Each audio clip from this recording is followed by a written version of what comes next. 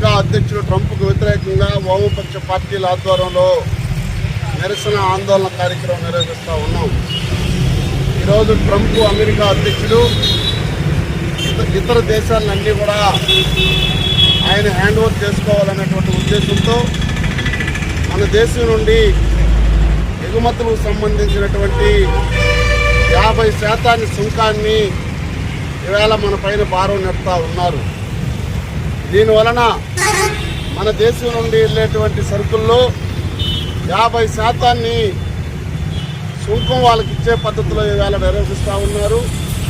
సముద్ర తీరం నుండి అనేకమైనటువంటి వస్తువులన్నీ కూడా 40% పైబడి మనం ట్రాన్స్పోర్ట్ చేసేటువంటి పరిస్థితి ఉంది. కేవలం మన ఆంధ్రాలోనే ఈ ట్రంప్ చెప్పినటువంటి విధానాలకు వ్యతిరేకంగా ఈ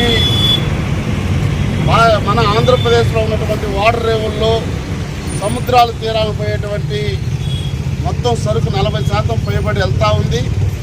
దానికి సముద్రానికి ఏటా 2000 కోట్లు పైబడి డబ్బులు మనం వస్తూ ఉంది. ఆ పద్ధతిలో ఈవేళ ట్రంప్ చేసిన దాన్ని అనేకమైనటువంటి టెక్స్టైల్స్ మిల్లులు ఉన్నటువంటి ఉత్పత్తి చేసేటువంటి ఉత్పత్తి రంగాలు మొత్తం కూడా కోల్పోయేటువంటి పరిస్థితి వస్తూ ఉంది.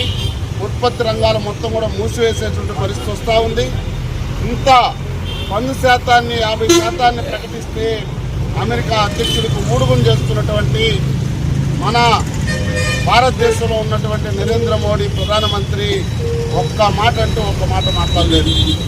నేను ట్రంప్ కంటే ఎక్కువ గొప్పగా ఉన్నాను, ట్రంప్ నేను చెప్పింది వింటాడు, ఇతర దేశాలన్నీ కూడా నా మాట వింటాడని చెప్తున్నటువంటి పత్రికల్లో చెప్తున్నటువంటి మన భారతదేశ ప్రధానమంత్రి నరేంద్ర మోడీ గారు ఒక్క మాట కూడా ఈ పన్ను సుంకం పైన ఒక్క మాట కూడా మాట్లాడలేదంటే ట్రంప్కు నరేంద్ర మోడీకి ఉన్నటువంటి సత్సంబంధాలు పూర్తిగా ప్రజలకు అర్థమవుతూ ఉంది. ఈ రాష్ట్రంలో కూటమి ప్రభుత్వం కూడా చంద్రబాబు నాయుడు గారు నోరు తెరవలేదు, ప్రతిపక్షంలో ఉన్నటువంటి జగన్మోహన్ రెడ్డి గారు నోరు తెరవలేదు. ఈవేళ వామపక్ష పార్టీలు మాత్రమే ఈ వ్యాపార రంగాలన్నీ కూడా టెక్స్టైల్స్ అనేకమైనటువంటి మూతపడతాయి. కాబట్టి దీనికి వ్యతిరేకంగా భారతదేశ వ్యాప్తంగా ఆందోళన కార్యక్రమం ఈరోజు చేస్తున్నాం. ఇప్పటికైనా ఈ దేశంలో ఉన్నటువంటి నరేంద్ర మోడీ నోరు తెచ్చి ఈ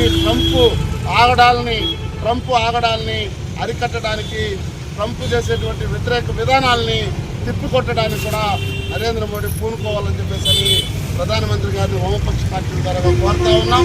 ఈ రాష్ట్రంలో ఉన్నటువంటి తెలుగుదేశం కూటమి ప్రభుత్వంలో ఉండేటువంటి జనసేన, అదేవిధంగా ప్రతిపక్షంలో ఉన్నటువంటి మన జగన్మోహన్ రెడ్డి గారు, కాంగ్రెస్ పార్టీ అన్నీ కూడా నోరు తెరిచి దీనిపైన పెద్ద ఎత్తున పోరాటాలకు రావాలని చెప్పేసి అందులో భాగంగానే భారతదేశ వ్యాప్తంగా జరుగుతున్నటువంటి కార్యక్రమంలో భాగంగా రేణిగుంట మండలంలో ఇక్కడ ఆందోళన కార్యక్రమం కొనసాగుతూ ఉంది.